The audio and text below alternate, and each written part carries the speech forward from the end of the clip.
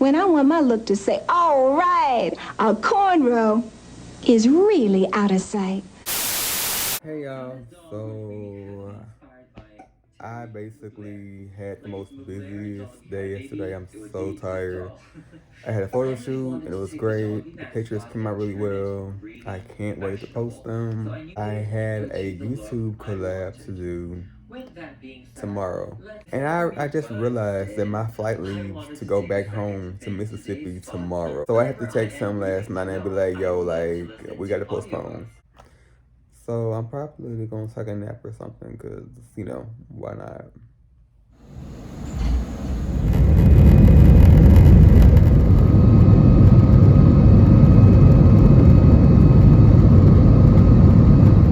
You know what I'm saying? Because they're scared so bad in their cars. I mean, it's true. I can't about taking it to heaven. The same thing with you. Same thing.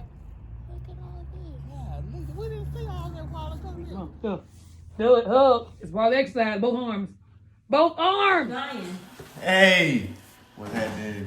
The keys to the coupe, I'ma pull out. Gotta work counts, cause I do not pull out. Walk in the spot, 50 deep with the tool out. Wow.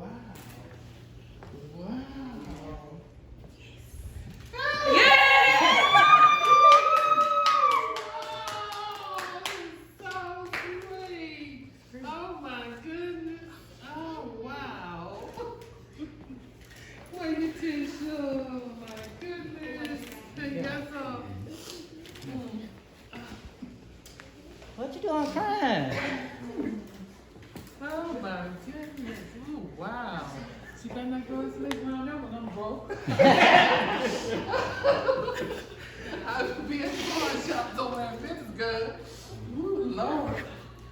My goodness, so sweet. Oh my goodness. You have all the fun.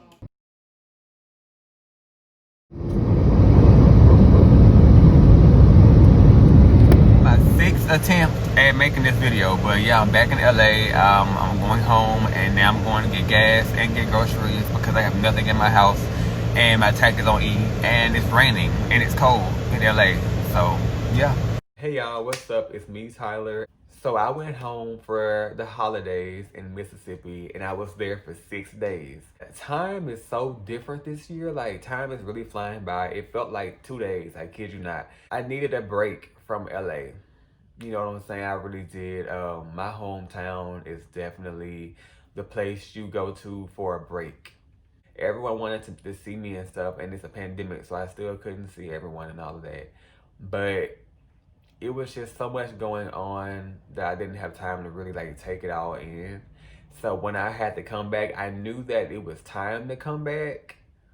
But at the same time, I was kind of like, I'm still just so mentally exhausted, you know? My family is still like taking my sexuality like all in. There's a lot of people who don't believe that like bisexuality exists.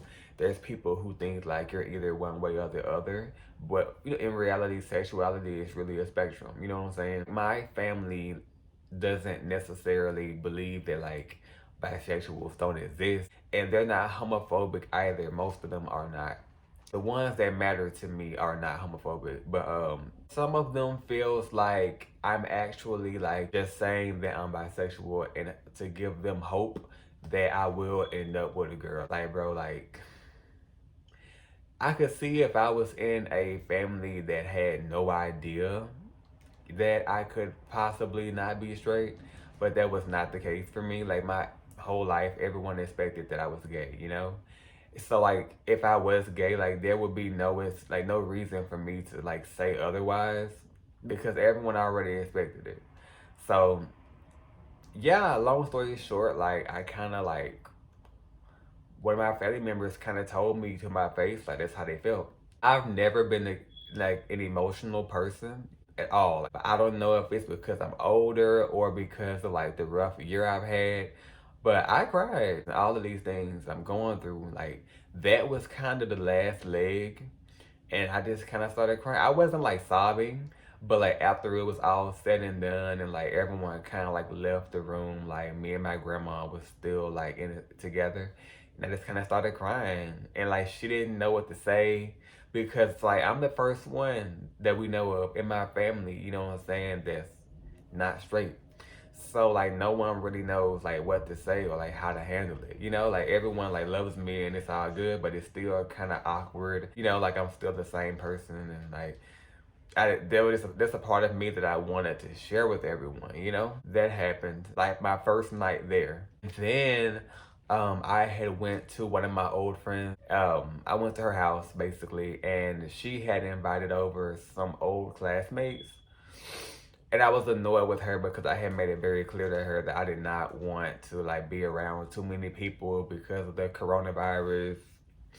But this particular friend is not the brightest tool in the shed. One guy that came over in particular, he was one of the guys in school that used to bully me. I'm not one to hold grudges or anything. However, like that's like the last memory that I have of him.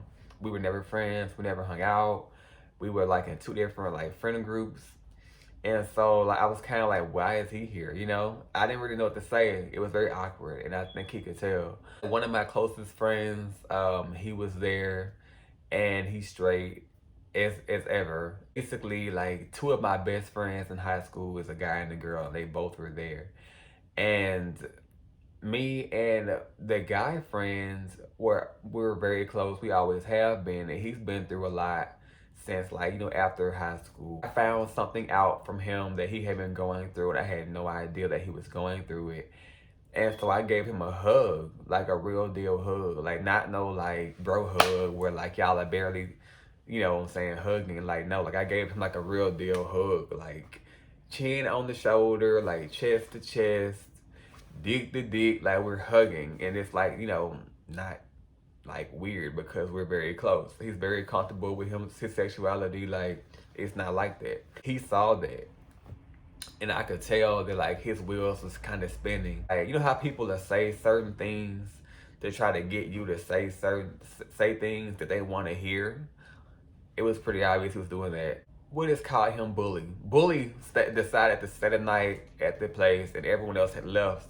And me and my two high school best friends, we had went in my female best friend's room to go to sleep because it was like 4 in the morning. And basically like all three of us was in the same bed.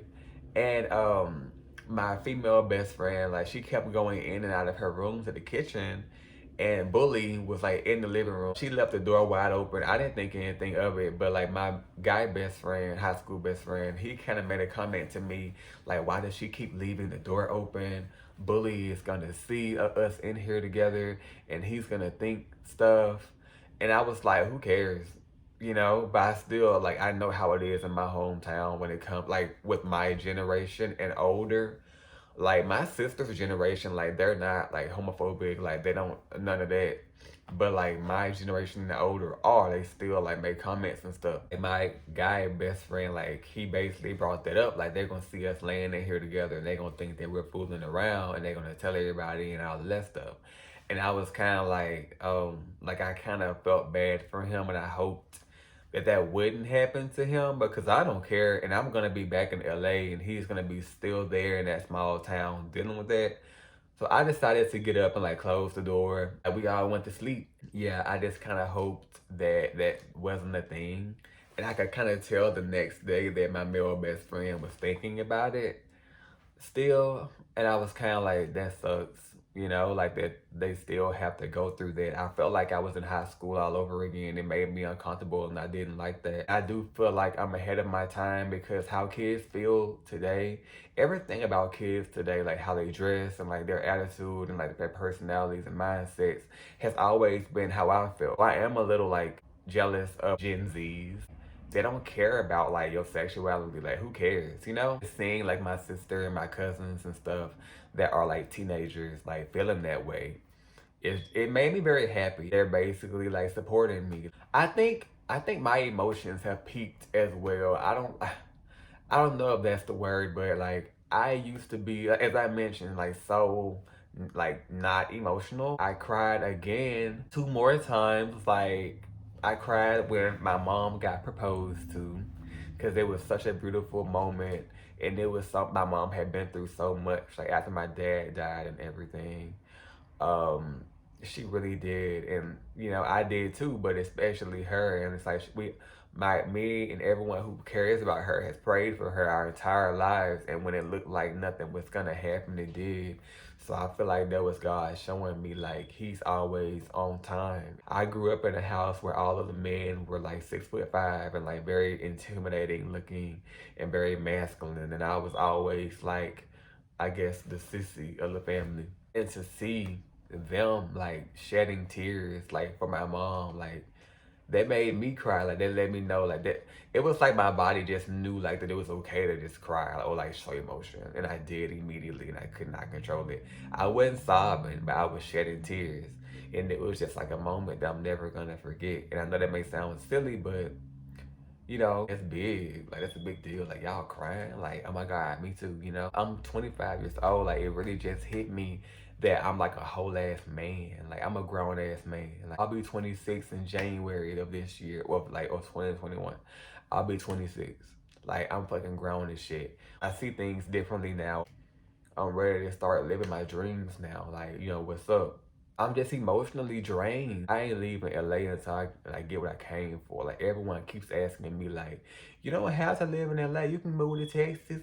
You can move to this and that. Like, I might after I get what I came for, you know? You have these passions and cravings in your heart for a reason. It's a reason why you have these ambitions, because you're meant to do those things, period. Do that. You're on this earth to do that. It's a reason why you're always wanting to do that, because you're supposed to do that. When you're on the right path, things just happen. You know what I'm saying? Like, there's so many constant confirmations like on their journey to get there.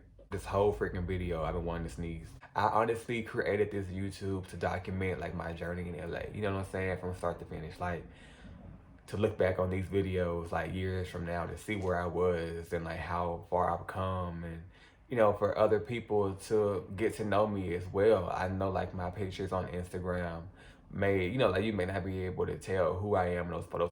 This is just documentation of my journey, of my pursuit for everything that I've like dreamed about doing my whole life. But anyways, y'all, peace out. Why did I do that? Peace out.